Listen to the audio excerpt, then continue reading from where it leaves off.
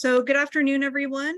Welcome to the fifth class in our Focus on Holocaust History series, which is focusing on what the world did and did not do.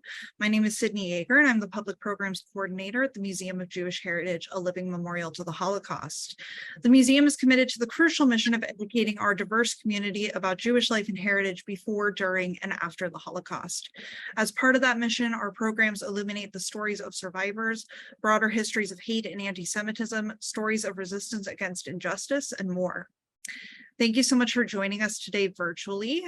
We hope that if you're able to, you'll visit the museum in person to see our core exhibition, The Holocaust, What Hate Can Do, which this class focuses on, alongside our temporary exhibition, Survivors, Faces of Life After the Holocaust, from photographer Martin Scholler. You can learn more and find tickets on our website. We also appreciate the vital support of our members so much here at the museum. If you want to get closer to the museum and enjoy exclusive programs, member previews to exhibitions, and free admission, you can explore museum membership on our website or email membership@mjhnyc.org to learn more. Closed captions are available on today's program, and instructions on how to turn captions on or off will be posted in the chat, in addition to all the links I've mentioned. If you have questions for our speakers during the program, please put them in the Zoom Q&A box, and we'll get to as many as we can at the end of the hour. Today, we are honored to be joined by Judy Teiter-Baumel-Schwartz, Michael Berenbaum, and Efraim Zuroff. Judy is the director of the Finkler Institute of Holocaust Research, the Abraham and Adita Spiegel Family Professor in Holocaust Research, the Rabbi Pinchas Brenner Professor in Research on the Holocaust of European Jewry, and Professor of Modern Jewish History at Bar-Ilan University in Israel. She's also a historian curator of the Holocaust, What Hate Can Do. Michael is the director of the Siggy Ziering Institute, exploring the ethical and religious implications of the Holocaust, and a professor of Jewish studies at the American Jewish University. The author and editor of 20 books, he was also the executive editor of the second edition of the Encyclopedia Judaica. He was project director overseeing the creation of the United States Holocaust Memorial Museum and the first director of its Research Institute, and later served as president and CEO of the Survivors of the Shoah Visual History Foundation. His work in film has won Emmy Awards and Academy Awards. Efraim is the chief Nazi hunter of the Simon Wiesenthal Center and the director of the center's Israel office and Eastern European affairs. For 4 decades, he has played a major role in facilitating the prosecution of many Nazi war criminals all over the world. He is the author of 4 books translated into 15 languages and numerous articles on Holocaust-related issues and their impact on the Jewish world. A recipient of many honors, he was nominated for the Nobel Peace Prize in 2008. So thank you so much for joining us today. And now I'm going to hand things over to Judy. Thank you very much, Sydney. And welcome everyone to our session on the free world and the Holocaust. When anyone goes to teach about the Holocaust, we basically divide people into 3 categories. We speak about the victims, we speak about the perpetrators, and we speak about the bystanders. Basically, we're speaking about the free world. In other words, when we talk about choices during the Holocaust, the victims had very few choices, and the perpetrators had the choice whether to be perpetrators or not, but once they got into the Nazi mob, their direction was set.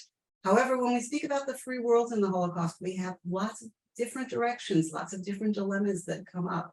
What will countries do? What will organizations do? How will individuals who may or may not have a certain amount of power to change things respond? And this is what we're going to be hearing this afternoon, excuse me. So we're going to turn first to Michael Berenbaum to get an overview of what it was like in the free world during the Holocaust, what the possibilities were. Michael, the floor is yours. Thank you very much, Judy. It's a pleasure to be with you, and good afternoon, good morning, good evening, wherever people are. Since we're all over the globe, we can say many different things, but we hope that it's going well. Let me begin by saying we're using one word, the Holocaust, but the Holocaust had different epochs and different eras and different times and different elements. So we can't imagine that 1933 is the equivalent of 1942 is the equivalent of 1944. One of the very important things that anybody who saw the Ken Burns Lynn Novak and Sarah Bodstein's series on America and the Holocaust, one of the very important things they did is to distinguish between the epics, the stages of the Holocaust. And consequently, let me just review that in 30 seconds. 1933 through 38 was the increase of persecution, isolation, segregation, disemancipation, loss of civil rights and the like, and segregation, and we could say apartheid of the Jews in Germany. By 1938, that began to include Austria. Late 1938, it included the Sudetenland. 1939, it included the land of Bohemia and Moravia, that section of Czechoslovakia. That's very different than what happened beginning in 1939 with the war, which was the war not for America, but the war in Europe.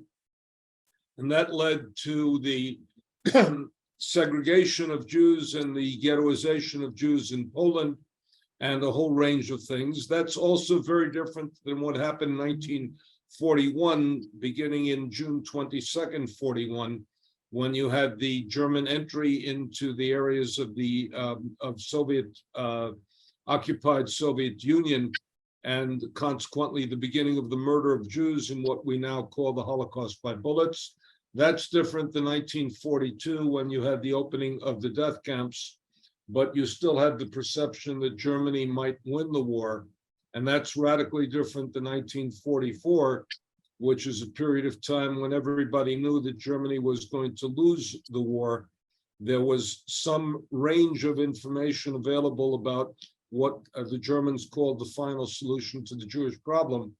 And you then had the murder of Hungarian Jews, in which 437,402 Jews were shipped primarily to Auschwitz-Birkenau in the dates between May 15th and July 8th. And consequently, you had a total decimation of the Hungarian Jewish community, with the exception of Budapest. So the question becomes, what did the world do? What did the world know? And what could the world do at these different points? Let's say that between 1933 and 1938, the single most important issue, in the words of Chaim Weizmann, the world was divided into places where Jews could not live and places where Jews could not go. And for the free world, most especially for the United States of America, there was a deep problem, which is there was a quota system. The quota system was imposed in 1924 based on the demographics of the 1890 census. Now, you have to ask the question, why the 1890 census? Because in the words of one of the congressmen who wrote the legislation, we want to build America along the original racial stock of its founders, words that may echo today.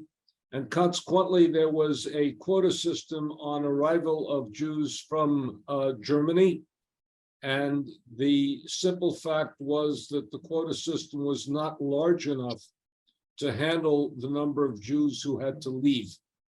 And in addition to it not being large enough, the American government was hesitant to receive refugees because, in the words of a whole range of people, they might take American jobs.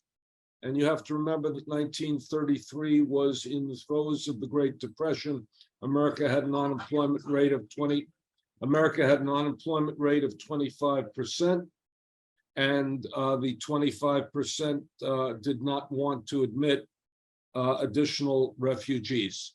Consequently, America was stingy in terms of its reception of refugees. Notice the word that we kept using is refugees and not Jews, because according to Henry Feingold, if we had spoken about Jews, most people would not want to admit Jews at all. America was then in the height of its anti-Semitism, and consequently the word refugees was used because the word JEW was anathema. Not only anathema to the general American population, but even the activists on receiving refugees were reticent to use the word Jews because it engendered greater opposition than would have been engendered for refugees in general. The other country that was willing, or the other area that was willing to receive Jews in significant numbers was, and I'm not being political, I'm being historical, was Palestine, which was under a British mandate. It received 60,000 Jews during this period of time that really transformed the Yishuv, made it into a more middle class, more entrepreneurial, much more at that point Germanic country or area at that point. This is pre-state Israel. And consequently, the question becomes, where are you going to bring Jews? This came to a head, ironically, after Kristallnacht, after the November pogroms of 1938. And it came to a head when the Great Britain admitted 10,000 Jewish children in what was known as the Kinder transport from Britain, from Czechoslovakia, from the Czech area of Czechoslovakia, from Austria, and from Germany. And the irony, of course, is that there was a proposal to receive 20,000 Jewish children in the United States, which did not get out. It was called the Wagner-Rogers Bill, after Senator Robert Wagner and Congresswoman Edith Rogers. It did not get out of committee. There was a conference in July 6th through 16th, 1938, called the Evian Conference.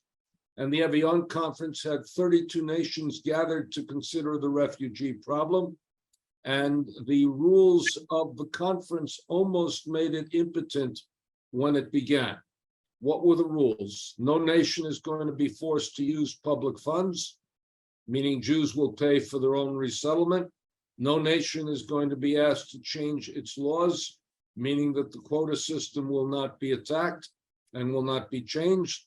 And Great Britain was assured that Palestine would not be on the agenda.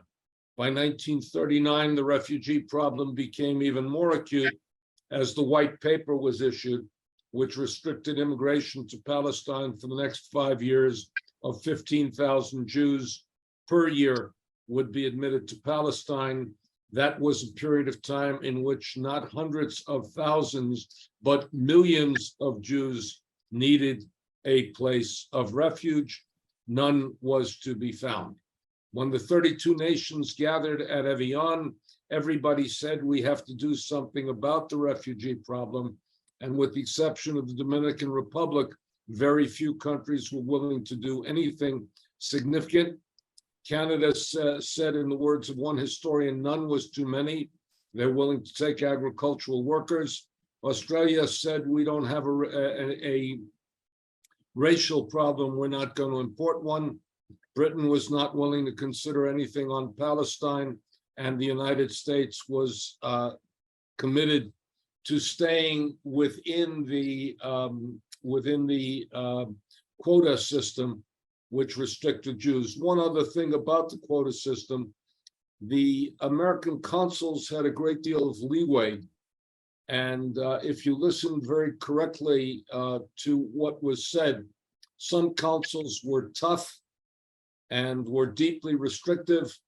And my friend Guy Stern, who later on turned out to be a Ritchie boy, an interrogator at Nuremberg, said he was asked by the consul general in Hamburg, what is 99 and 1?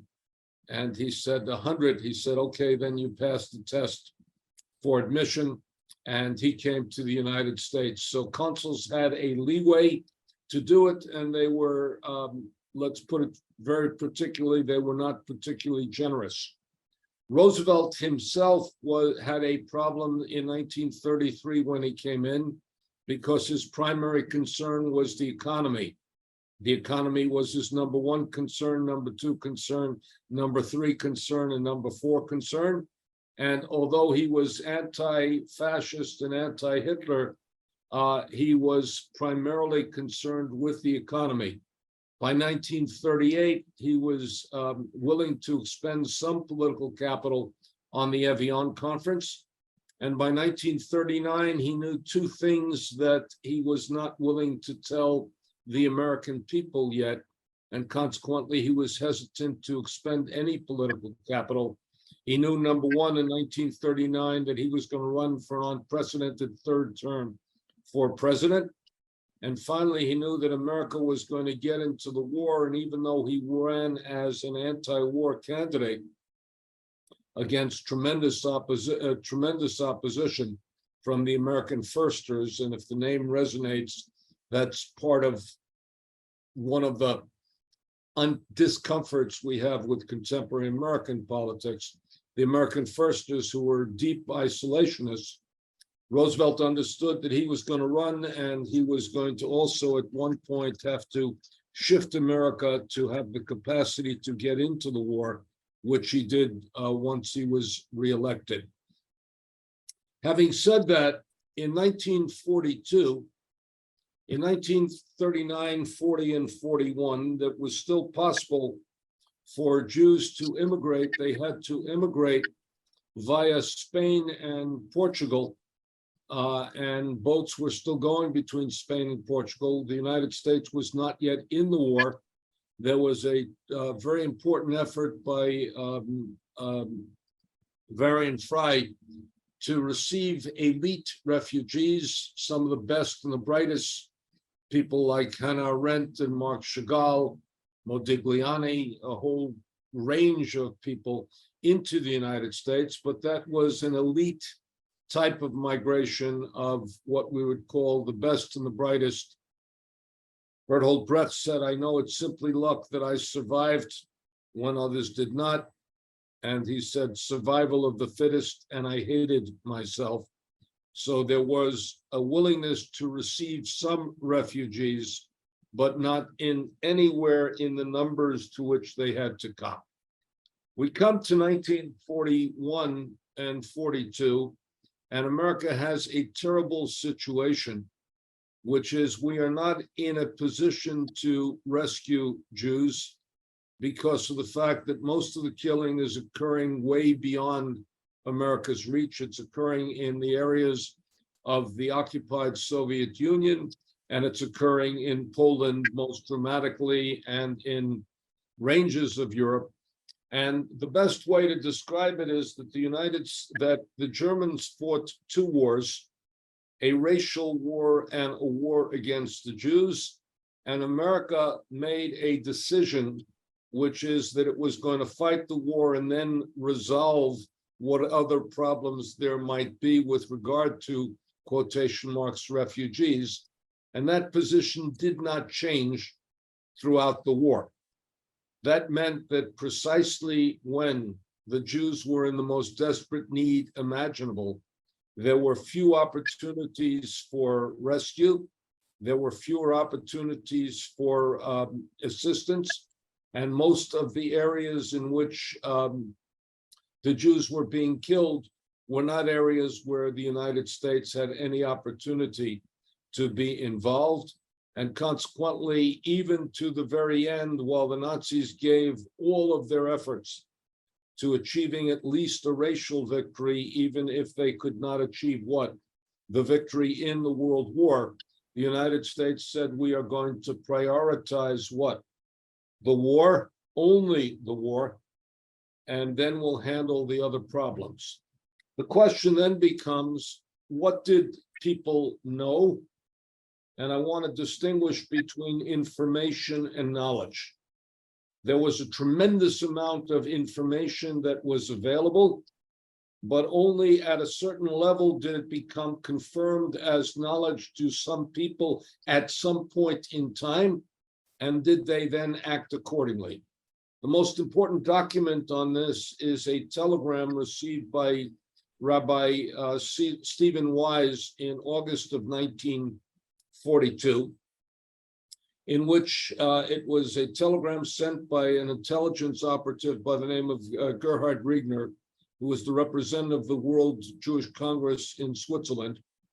And Riegner had met with a man by the name of Schulte, Edward Schulte, who had tremendous business interests in Silesia, quite near Auschwitz. And it said there is under consideration and discussion in Hitler's headquarters a plan for the final solution of the Jewish problem. Such action is contemplated in the fall. It is spoken of prussic acid, Zyklone B. And then it says the following: we transmit this information with all due deliberation as exactitude cannot be determined. Informants said to have highest contacts in German headquarters, and his information has generally been reliable. There is a codicil at the end because the way in which Stephen Wise received the telegram was not directly as it was sent, but he received it from a man by the name of Samuel Silverman, who was a British member of Parliament in London. And he said, Foreign Office, meaning Foreign Office in Britain, has no information regarding this matter. Rabbi Wise receives the telegram and he has a problem. The problem is the information he receives is tentative and can be read in a couple of ways. It can be read, number one, we transmit this information with all due deliberation as exactitude cannot be determined, meaning we don't know for sure. Informants said to have highest contacts in German headquarters. You can read that if you are a student of Talmud. He said, but we don't know for sure. And his reports have been generally reliable. It says generally, but not always. Furthermore, it's something that's under discussion. Let's understand the timetable. The timetable is August 1942. Already the final solution has been operative since June 1941 with the murders in the occupied Soviet Union. And by December 8th, 1941, the first killing center, Chelmno, came online. In February, Belzec came online. In April, Sobibor came online. In July, Treblinka came online, and Jews are being killed in vast numbers in systematic murder throughout Eastern Europe. And the information we receive is what? That there is discussion at Hitler's headquarters regarding the final solution. This information, if Rabbi Wise hears that Samuel Silverman consulted the Foreign Office had no information. So what does Rabbi Wise do? He consults the State Department. Consults the State Department. They said, please give us a little bit of time to verify this information. And they are given some time to verify the information. Rabbi Wise chooses not to go to the press, which is a reasonable choice given the tentativeness of the information. And then in November, he receives a call from the State Department and has a meeting in which it said, we can confirm your deepest and darkest fears. He then goes public. And this is the moment that the State Department, I'm going to put it in impolite English, but ladies and gentlemen, you'll forgive me. This is the moment where the State Department screws it. The State Department deliberately misrepresents what happens. As he goes to the press, the State Department says in that beautiful diplomatic BS, we can neither confirm nor deny his report. That means that when Rabbi Wise goes public with this information, that's the moment at which the State Department refuses to make it government information at a time when the US government information was deeply trusted, and instead it appears as its Jewish information. Consequently, instead of being front page headlines in every major newspaper, it is reduced to the back. It is reduced to the back pages, and when it's reduced to the back pages, it does not get the attention that it deserves, except by certain people who understand that, and these are Jewish activists who understand that the situation is dire, who believe the information and who are getting that information. The State Department thus screws and betrays Rabbi Wise with the information they have just confirmed. And this comes back to haunt the State Department a year and 3 months later in January of 1944. What then does the State Department do? The State Department has innocuous telegram. We don't want to receive information from neutral sources. Use government secure lines from neutral sources to receive private information. And that has a headline that is censored, which is referring back to the original information regarding the Jews. And every State Department official in Europe understands we don't want to receive information regarding the Jews, and consequently, certainly not through official government channels. And consequently, the signal is made, we ain't interested, keep it quiet, and the like. 1942, the best way to describe the Jewish situation is we have no words to describe the Jewish situation. Dire, disastrous, catastrophic. Let me put it in the words of Christopher Browning. When they met at the Wannsee Conference on January 20th, 1942, 80% of the Jews who were to be murdered in the Holocaust were still alive. 16 months later, the figure was reversed. 80% of the Jews were already dead. So consequently, when the State Department is dallying, the Jews are being murdered in massive numbers. Mobile killing units are operative in the Soviet Union. Chelmno is operative. Belzhitz is operative. 50,000 Jews a month are being killed in Belzhitz. And in Treblinka, you have the murder of 925,000 Jews over 13 months, which means an average of about 90 or 85,000 Jews a month, which means, and that's without the slaughter of the Holocaust by bullets, the extra 2 million. And the State Department is not willing to come out and say what's happening, not willing to what? Undertake any activity. The change in American policy occurs in January 1944, when December 1943, a State Department official with the most famous name of that period of time, who becomes later infamous because of his brother, a man by the name of Donald Hiss, who was Alger Hiss's brother, releases some information to a Treasury Department official by the name of Josiah Du Bois. And Josiah Du Bois then writes the most scathing report on American policy.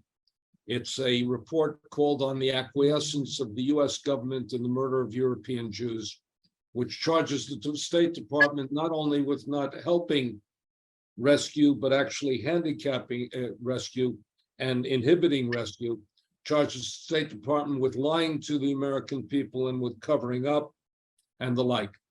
3 non-Jewish executives in the General Counsel's office, Josiah Du Bois, John Pelley, and Randolph Paul, presented to Henry Morgenthau, the only Jew in Roosevelt's cabinet, a personal friend of Franklin Delano Roosevelt. Henry Morgenthau Jr. reads it. Remember, his father was deeply active in the campaign against the Armenian genocide. He reads it, he throws up in the personal bathroom, and he comes out in fury. He throws up when he reads it. That's how physically he reacted to it. Comes out burning mad, condenses the report to the president, entitles it Personal Report to the President, brings it to the president on a meeting on January 16th, 1944, has the president read it, meets him on a Sunday morning when no other people are in the White House, does not leave a copy of it, so it can't be leaked. Franklin Delano Roosevelt understands that 1944 is an election year and he's just been given a bombshell. And at that moment, that's the moment he asks Henry Morgenthau, what do you want? And Henry Morgenthau says, I want the War Refugee Board. 6 days later, the War Refugee Board is appointed. Morgenthau is named its chairman. His staff member is named the executive director. President gives it $1 million of discretionary fund. The rest of it will be done through Jewish philanthropic funds. And that's only the moment at which the United States becomes committed to rescue. Let me do in 30 seconds then the issue of the bombing of Auschwitz.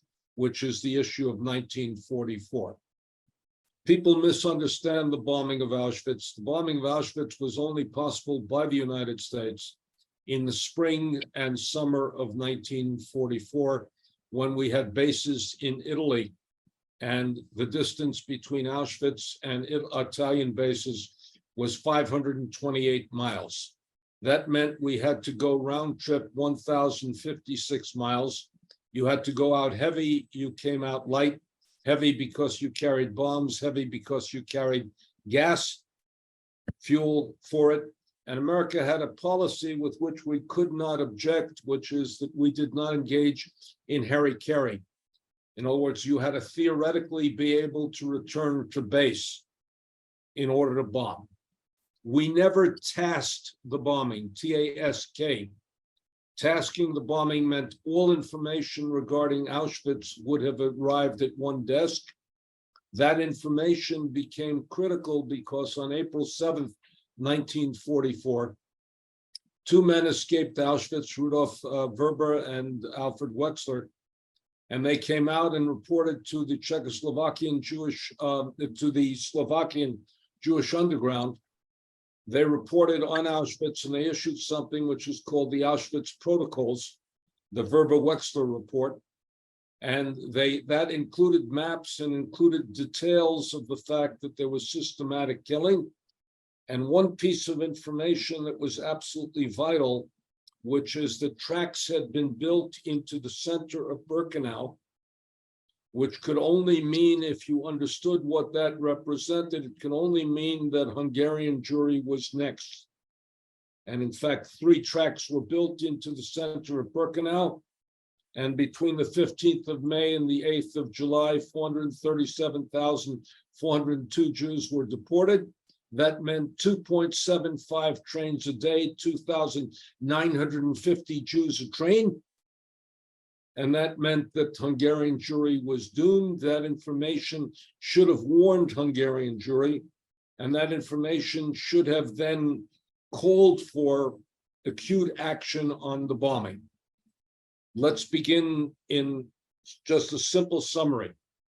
In Palestine, David Ben-Gurion and his cabinet voted against requesting bombing on June 11th, 1944. And by July 8th, 1944, they had met in London, Chaim Weizmann and Moshe Shertak, who later became Moshe Sharett, the #2 prime minister of Israel, met with Anthony Eden, requested that Auschwitz be bombed. And that's because they had the Verber-Wexler report, and they understood that essentially the only thing to do was to go and destroy the infrastructure. The United States said the following on August 1944. The man was John J. McCloy. He said that there has been such an action would require the diversion of considerable air support now engaged in decisive operations elsewhere, and would be of such dubious efficacy that it would not warrant the use of such resources. There is considerable opinion to the effect that such an action, even if practicable, might provoke a more vindictive response on the part of the Germans. Now, you have to ask a terrible question: what's more vindictive than Auschwitz?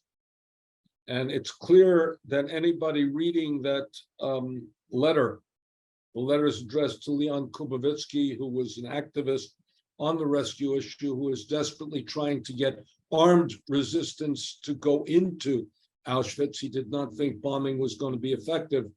That McCloy, who's the Assistant Secretary of War at that point, doesn't have the faintest idea what Auschwitz is. And consequently, he's writing a false report also because there's been a study a study, and the study was done in 1942, before the United States had the capacity to bomb. Therefore, America did not bomb. But let's not presume that bombing would have solved the problem. Let's merely presume that bombing was an essential symbolic protest against what was happening and might have ruined the infrastructure.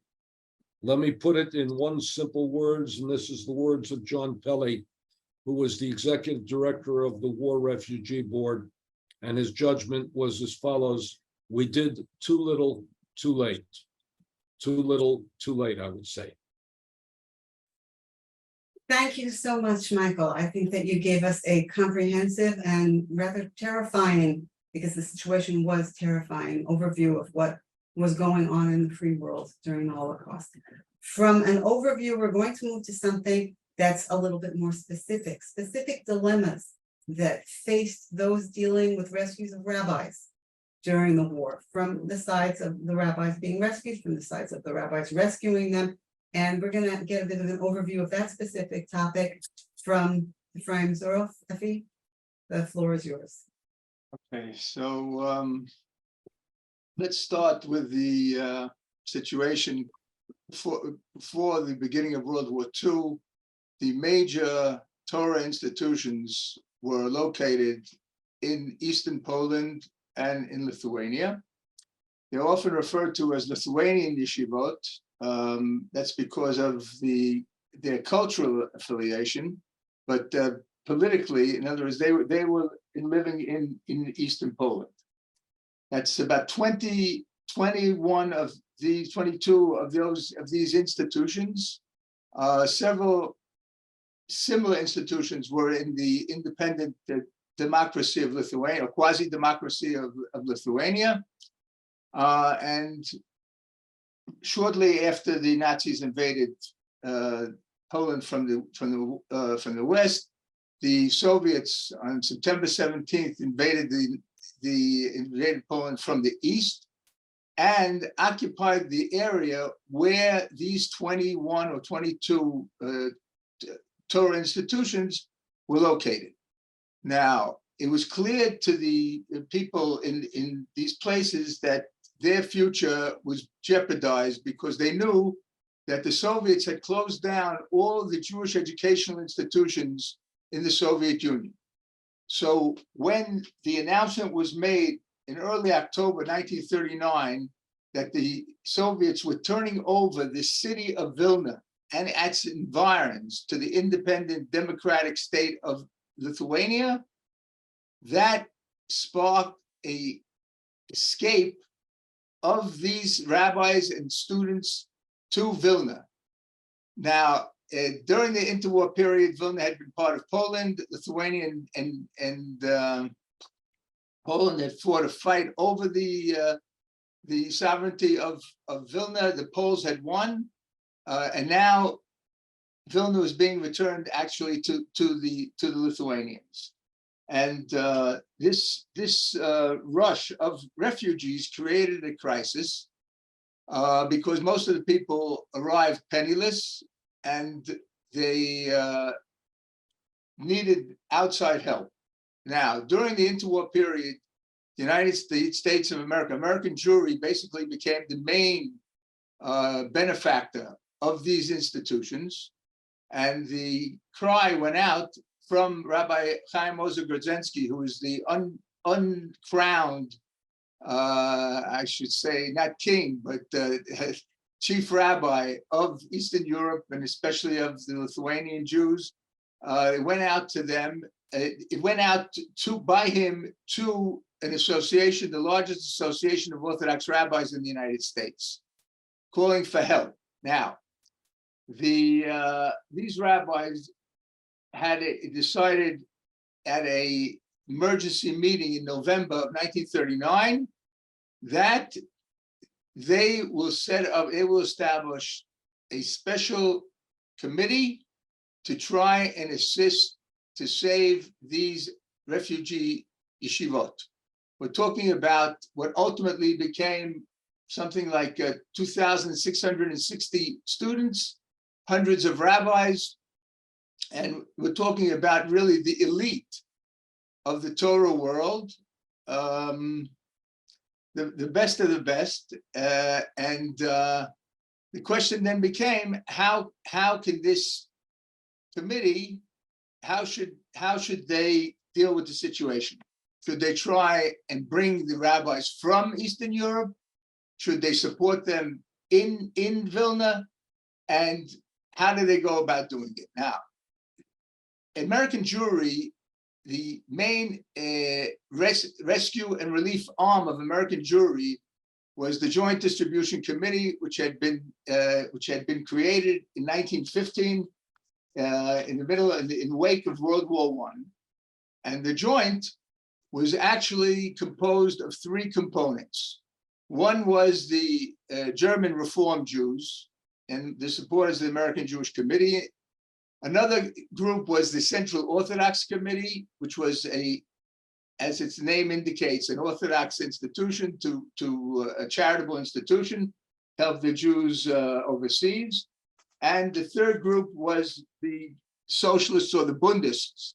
So in other words, it's fair to say that the Joint represented the major parts of American Jewry. Now, but the rabbis were not inclined to cooperate with the Joint. And the reason was that the dominant group in the Joint Distribution Committee was not the Central Orthodox, but rather the Reform Jews of German, most of them of German extraction. And the thought that the fate of the rabbis would be in the hands of people who were Reform Jews, who were not Orthodox, and did not appreciate or did not, how should I put it, have sufficient respect and honor towards these rabbis, basically led them to start out on their own. Now, the rabbis, it's not as if the rabbis were not aware of this problem. The fact that the Joint Distribution Committee had actually been quite successful in the wake of Kristallnacht when they created the United Jewish Appeal. In other words, instead of, if you want to put it in today's terms, instead of getting 20 envelopes in the mail for calling for contributions, you now got one envelope in the mail. They were very successful. And the question was, what do the rabbis have to create their own rescue committee? The Joint will take care of it. We have rabbis on our board. We have the Central Relief, etc. But the rabbis were not inclined to accept this, and they were aware of the debate. They were aware of the controversy, and they said, "Listen, we won't turn to the people who donate money to the United Jewish Appeal. We will turn to the Jews in what they call the Shtiblach. The Shtiblach are these private synagogues, people who don't contribute to the UJA, and in that way we won't interfere with the success of the fundraising efforts of the Joint." But it didn't take the rabbis long to figure out that if they turn only to the Jews in the Shtiblach, they will not be able to provide significant assistance to this group, which was over 3,000 people, and it was, in other words, it was the elite of the Torah world, and it was seen in a sense as what the rabbis called the pillars of the Jewish life, of Jewish religion, of Jewish thinking, of Jewish Torah, etc. Now, so among the dilemmas that for example, that the WWII faced, whether or not they should pay for relocation, in other words, that concentrate on getting the rabbis and their students out of there, or maintenance, for example. And the students themselves, first of all, it was a question whether or not to run away from where they were situated, and it was a risk. But they knew that in Vilna they would get the help of Rabbi Grudzinski, and Rabbi Grudzinski could enlist the help of the Jews of America, and they could continue their studies, which was, of course, the main purpose of their lives. Now, all this situation changed drastically in June 1940, when the Russians, the Soviets, occupied Lithuania. So in other words, the crisis that had been created in the wake of the invasion of Eastern Poland was now repeated, and they faced the same dilemma. And the question was, what do we do? So for example, Rabbi Grodzinski was against evacuating all these rabbis to the free world. Now, there's a lot of different reasons for this. One was personal, and that during World War I, he had left Vilna and escaped to the interior of the Soviet Union. He was very harshly criticized for abandoning his flock. Another question was, and this is a bit naive in a sense, but by his part, who will be there to teach the Torah to the Jews of Poland when this is over? In other words, he had no idea, nor did anybody else have any idea of the scope of what was going to happen, this huge, enormous tragedy that was about to befall European Jewry. In any event, once the Russians occupied Lithuania, there was a debate among the yeshivot whether or not to try and get out. And the question was where, first of all, where to? So some of the people wanted to go to Eretz Israel, to Palestine. Others wanted to go to America. And the Vaad Hatzalah was willing to enable this kind of immigration. So the Vaad Hatzalah, the Emergency Rabbis Committee, went to Washington, lobbied for visas, and in the framework of the program to save the cultural and artistic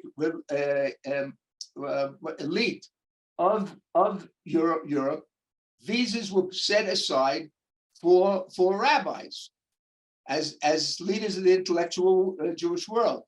The other, as far as Israel was concerned, there was a very strict limitation on the visas that were given to anybody, and especially to rabbis. So, as Michael mentioned, the white paper of 1939, May 1939, the British decided to give 10,000 visas a year for the next 5 years, plus another 25,000 visas as emergency visas. But very few rabbis and yeshiva students could get those. And in many cases, the rabbis were reluctant to leave without their students. And then out of the blue, a almost miraculous path of rescue emerged. 2 students of the Telz Yeshiva. Now, the Telz Yeshiva was not one of these refugee yeshivot. It was a yeshiva in Lithuania proper. 2 Dutch boys had come from Amsterdam to study in Telz, and they wanted to get out of Lithuania, but they couldn't go back to Holland because Holland had already been occupied by the Nazis. So they went to the Dutch consul, the honorary Dutch consul, Jan Zwartendijk, who represented the Philips Company, and they thought that it might be a good idea to go to Indonesia, which was a Dutch colony. Zwartendijk said, it's not a good idea, you should go to Curacao. Curacao was an island in the Caribbean, a Dutch colony, and Indonesia was basically in the process of being occupied by the Japanese, which would not have been a good idea.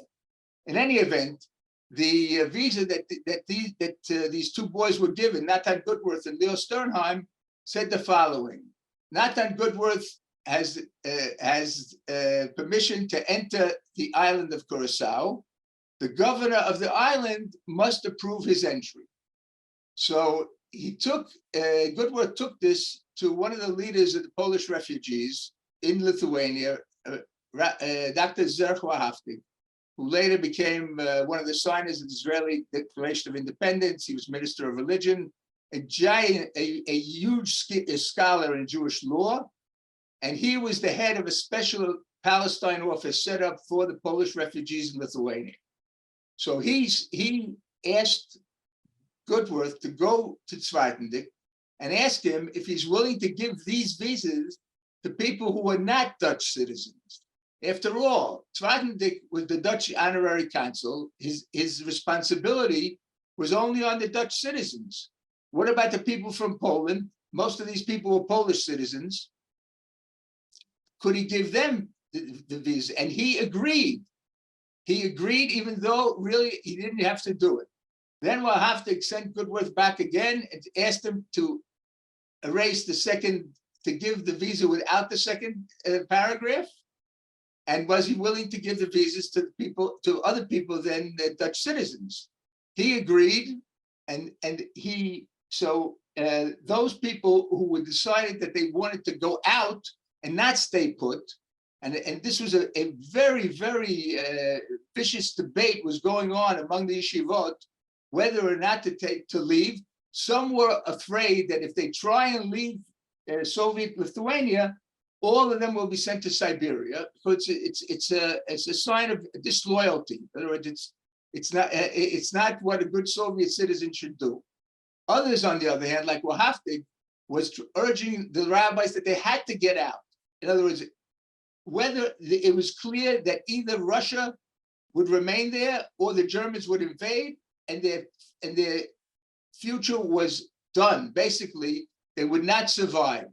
So, for example, there were students in the Mir Yeshiva, which was the largest one at the time, who came to Wahaftig and begged him to come to convince their Rosh Yeshiva, Rabbi Finkel, to get them all the documents that they needed to be able to emigrate. So it meant, first of all, to get passports for those who didn't have passports. Then the Dutch visas to Curacao, and then they had to get permission to leave the Soviet Union. And this, of course, was a very, very sensitive issue, for fear that they wouldn't be allowed to leave. They'd be allowed to leave for Siberia. Okay, so, but that was not what happened ultimately. And the leaders of the Polish Jewish refugees in Lithuania were able to convince the Soviet authorities that this group there were about 14,000 Polish refugees in Lithuania. They could never be assimilated into Lithuanian society. They're a separate group. Let them out, and at the end of the day, they were allowed to leave. Now, there are a lot of contradictions here going on, because, for example, they were allowed to leave, but they had to pay for the trip in foreign currency. But it was illegal to hold foreign currency in Soviet Lithuania. But in these cases, the authorities were willing to look aside. How do you get money into Lithuania? Okay, there was all sorts of issues regarding that. But in any event, some of them, actually, the only yeshiva which was able to leave in its entirety was Mir, because the Rosh Yeshiva, the head of the yeshiva in Mir, was convinced by Wahaftig that they had to get out. And so practically the entire yeshiva, more than almost 350 people, students, the rabbis, their wives, their families, were able to leave. Now, but where would they go to? The visas to Curacao were actually fake. So, but they set out to go to Curacao on the Trans-Siberian Railroad, to go from there to Japan. Okay, how could they get into Japan? There was a Japanese consul, just happened to be a Japanese consul in Kaunas, in Kovna, the pre-war, the interwar capital of Lithuania. And these people came to the Japanese embassy. His name was Sugihara. His story is very well known. He cabled Tokyo. Can I give these people transit visas to go through Japan? No answer. He starts issuing the visas. And he continues, he gets a cable from Tokyo, don't give them the visas. He continues to give them the visas. And more than 2,000 visas were given to these people there and their families. And that, on that basis, the Soviets allowed them out of the Soviet Union, and they were able to go, they went initially to Japan. And then it's a whole another story, because actually the visas to Curacao were fake. So at a certain point, the Japanese decided to stop allowing Jews to go from Japan, from Vladivostok to Tokyo to Japan. They were settled in Kobe. And at another point, and as Japan was preparing for World War II, they were transferred to Shanghai.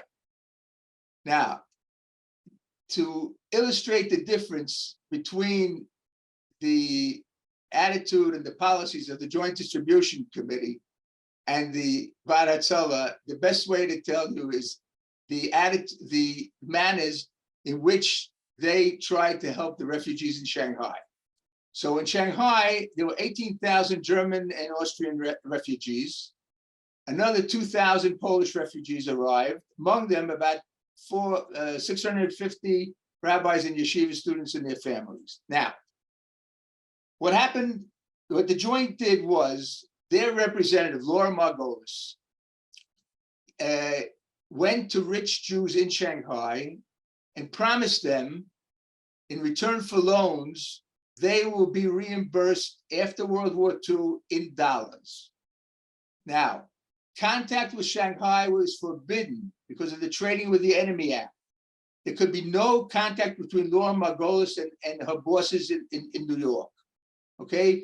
But based on this understanding that the money was absolutely necessary to help feed these refugees, clothe them, house them, she went to these Jews in Shanghai, who were quite a few rich families, the Sassons and others, and they agreed to do it. What did Vaad Hatzalah do? They promised the people that if they give them the funds to help the yeshiva people and their families, the Vaad Hatzalah will put the money into bank accounts in dollars as soon as the money is donated. Now, is that against the letter of the law? Not clear. Now, so how did the Vaad Hatzalah communicate with New York? They first did it through Uruguay, and it was all based on the first verse in the book of Exodus. In other words, Eila Shmot Bnei Yisrael Asher Adu Mitzrayim, Yaakov u'banav, Yeruvain, Shimon, Levi, Yisachar. In other words, they're naming the sons of Jacob.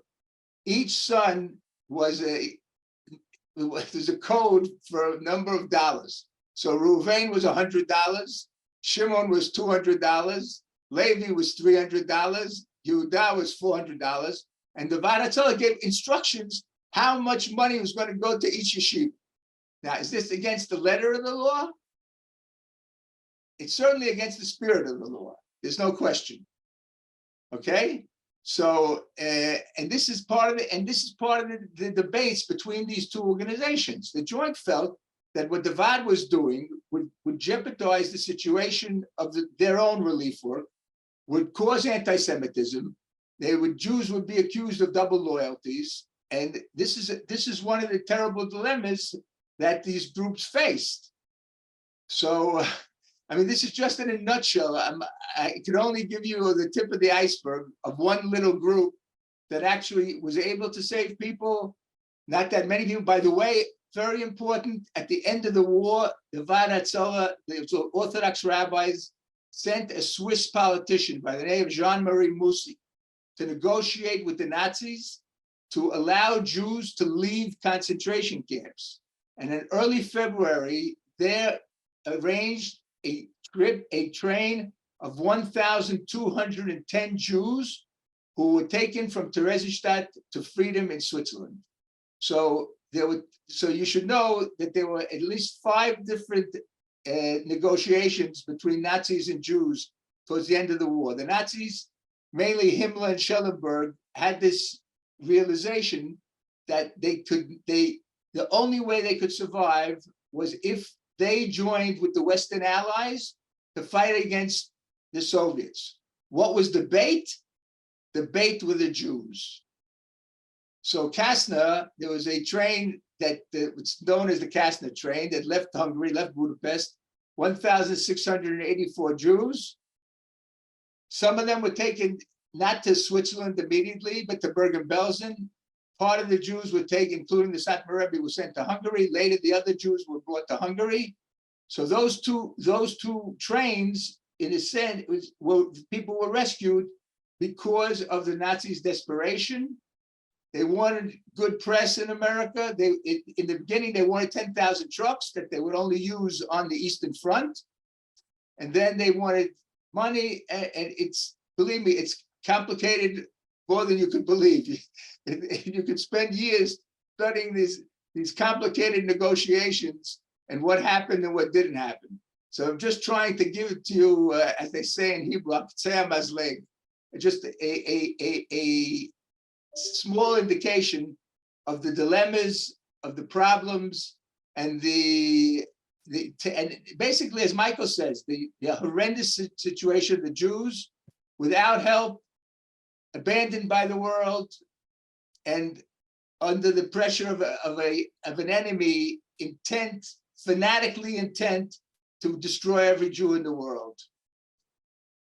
Kathy, thank you very much. I think that if we'll sum up what we've heard, people have this image of the Nazis being this monolithic group in which it was like a concrete wall that you couldn't get through. And the reality was very different. As we've heard, there were possibilities of rescue. There were possibilities of negotiations. Not every Nazi, including high-ranking Nazis, actually believed 100% in the exact same policy as everyone else. You had to find the weak link who was willing to negotiate. And there were Jews who managed to do that in the free world. And that is how certain rescue operations took place. But Judy, you should point out one thing which is very critical.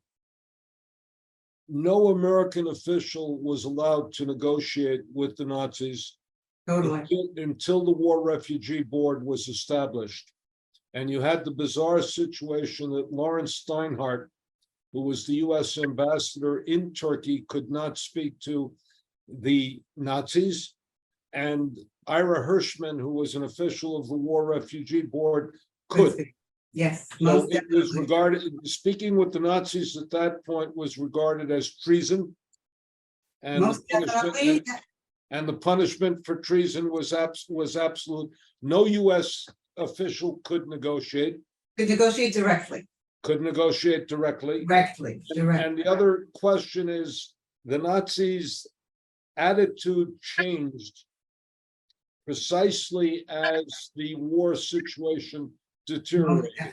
And Efraim's point is absolutely essential, which is that they saw, it wasn't that they changed their views, they saw that their only way out was to find a means of dividing the United States from the Soviet Union, and also to negotiate with regard to the Jews as a way to save themselves. You pointed that out very well at the beginning, Michael, when you said that 1933 was not 1943. And it's very true. We have development and we do have cracks in that concrete wall. And the two of you have given us a marvelous overview and a more specific discussion that Effie gave about rabbis, and thank you both very much. Sydney, back to you. Yeah, so we are a little bit over time, but I do just want to ask one question that came in. And because this is just a very general overview and we have a very kind of short amount of time for both of these topics, I was wondering if both of our speakers, and Judy, you can also feel free to chime in, if you have any books that you recommend for people to learn more about this topic. And Judy has also kindly provided a list for us that I sent out before, but if you have any additional resources that both of you recommend. Well, let me say, I think we all know David Wyman's The Abandonment of the Jews, but let me also suggest that there's a very interesting book by Alan Lippman and Richard Brightman called FDR and the Jews, which really deals with what the political priorities of Roosevelt were and what could be done, and presents a little bit of a more nuanced view. So and there's also the classic book by Henry Feingold called The Politics of Rescue. Thank you. You'll excuse me if I mention the book that I wrote. Please. Called The Responsive Orthodox Jury in the United States to the Holocaust, the activities of the Vadat Sala Rescue Committee. So, which tells in great detail about the issues, dilemmas, and the arguments that, I mean, it was a very, very heated debates between the joint, the people in the joint and the people in Vadatella. The people in the joint urged the rabbis to join them. The rabbis refused. Rabbis insisted on their own independence and insisted on doing it their way, which horrified the people in the joint. I mean, I often ask myself, what would have happened had they joined forces? But I think that more rabbis and yeshiva students were actually rescued because they didn't join forces. So, but that's an open question. It's difficult to really prove. But if anyone is interested in the intricacies and in the debates and the problems that face these groups, they should read that book, and also Yehuda Bauer's book on the joint during World War II. And there are other books. And there's also Yehuda Bauer's book called Saving Jews. Oh, Jews for Sale. Jews for Sale. Yeah. I should remember because I gave him the title. So in other words, Professor Bauer wrote a book about that final period of the war in which there was extensive negotiations going on, and the bait was the Jews. It's a fascinating topic. It's a horrible topic, but it gives you some insight into the difficulties that rescue people faced. And then just one last quick question that just came in really quick. Michael, I think this is for you. Can you just talk a little bit very briefly about Jan Karski going to FDR, about Jews being murdered, and what that meeting was? Let me just say it very briefly. Jan Karski was a Polish courier, and Polish courier, an underground courier who brought information to the West. He had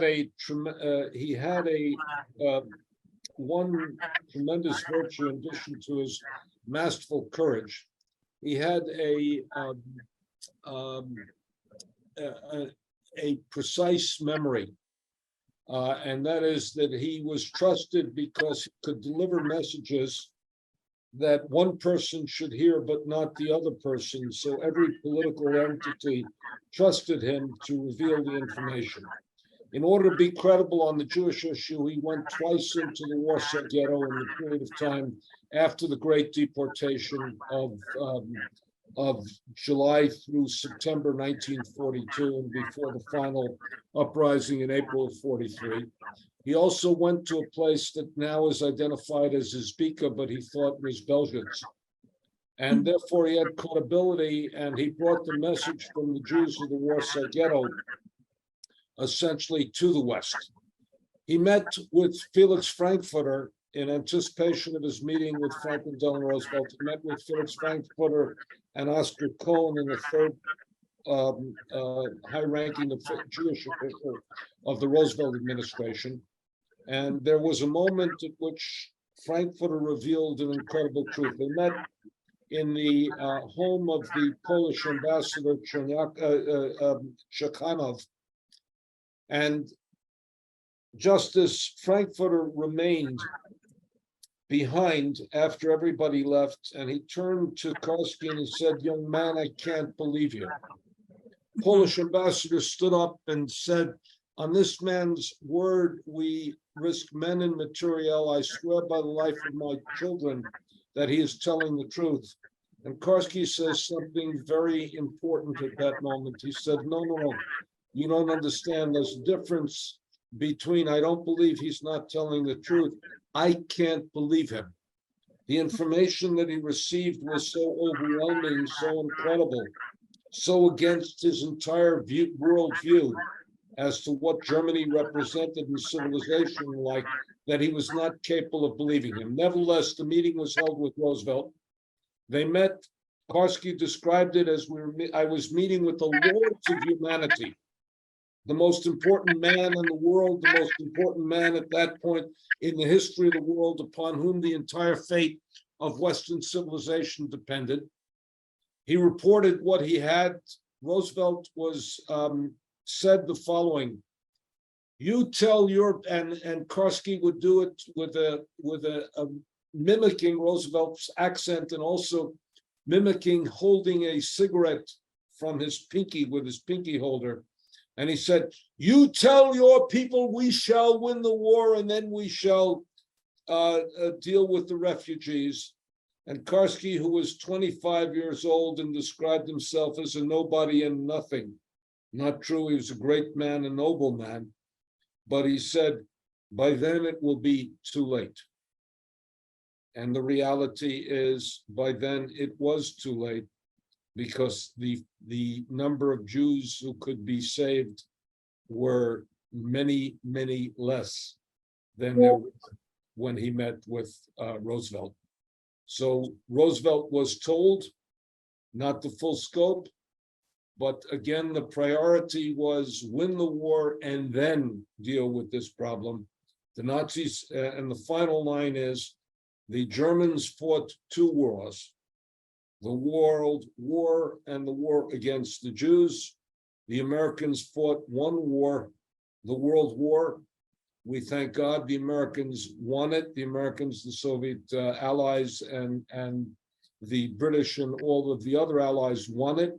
It's indispensable to the history of the world. Nazi Germany could not be allowed to win, but they never fought the racial war with any degree of determination. Listen, one thing that has to be added that wasn't mentioned here. Part of the problem was there was no country for whom saving Jews was a priority. There's no Israel, there's no Jewish state, there's no one who makes that the number one issue to try and save Jews. Someone once said it correctly, that if you've got a person or a bunch of people for whom they're crazy about getting X done, in this case, annihilated, you have to have another person or a bunch of people who are just as equally crazy to save X. And that's what's missing. You know what I say, Judy? I say that we, let's say the world, should have been as zealous in trying to bring Nazis to justice as the Nazis were zealous in killing Jews and others. Amen. And you keep doing it. One of the other things, as Sydney mentioned, is that Effie is chief Nazi hunter today in the world, and he is still bringing them to justice. And thank you from all of us that keep doing this. But we're reaching the end, though. That's the problem. Get them fast. We'll try our best. What can we do? Sydney, back to you. Yeah, I want to thank all three of you so much for this really excellent class and for this really excellent, I know, very quick overview, but really thorough from both of you. And Judy, as always, I want to thank you so much for putting this together. So for all of you who joined us, and thank you so much for sticking with us. I know we're a bit over time, so thank you to all three of you as well for sticking with us. If you enjoyed today's program, we hope you'll consider making a donation to support the museum at mjhnyc.org/support and joining us for our upcoming programs, which you can find at mjhnyc.org/current events.